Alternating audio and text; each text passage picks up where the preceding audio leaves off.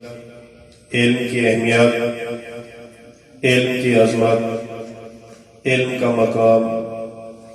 علم کا مرتبہ قرآن مجید میں ایک سوالیہ انداز میں پیش کیا ہے، کوشچن والے انداز میں ہمیں بتایا ہے۔ اگر آپ اپنے سکول کی دیوار پر نظر دوڑائیں تو آپ کے سکول کی دیوار پر یہ لکھا ہوا ہے، رائٹ کیا ہوا ہے، کیا عالم اور جاہل برابر ہو سکتے ہیں؟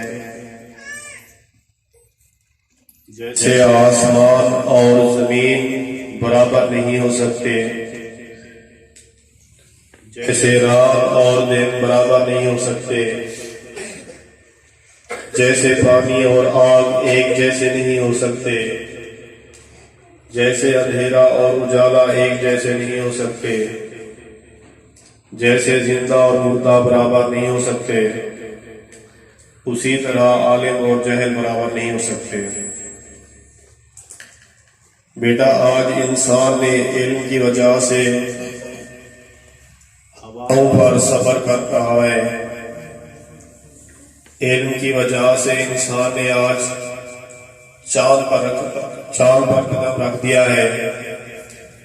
علم کی وجہ سے آج انسان نے جدید ٹیکنالوجی بنا رہا ہے اور بنا چکا ہے،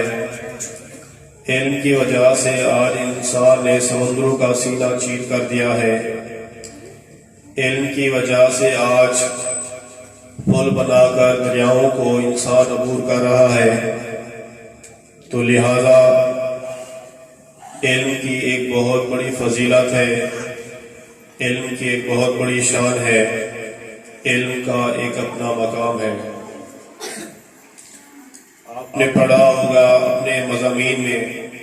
کہ علم ایک بڑی طاقت ہے، علم ایک روشنی ہے، اور کبھی اس پر غور بھی کیا ہے کہ یہ الفاظ میں کیا پیغام دیتے ہیں؟ روشنی جہاں ہو وہاں اندھیرا نہیں ہوتا، جہاں روشنی ہو وہاں تاریکی کا نام و نشان نہیں رہتا، جہاں روشنی ہو وہاں ظلمت نہیں رہتی۔ روشنی خیر اور بھلائی کی علامت ہے۔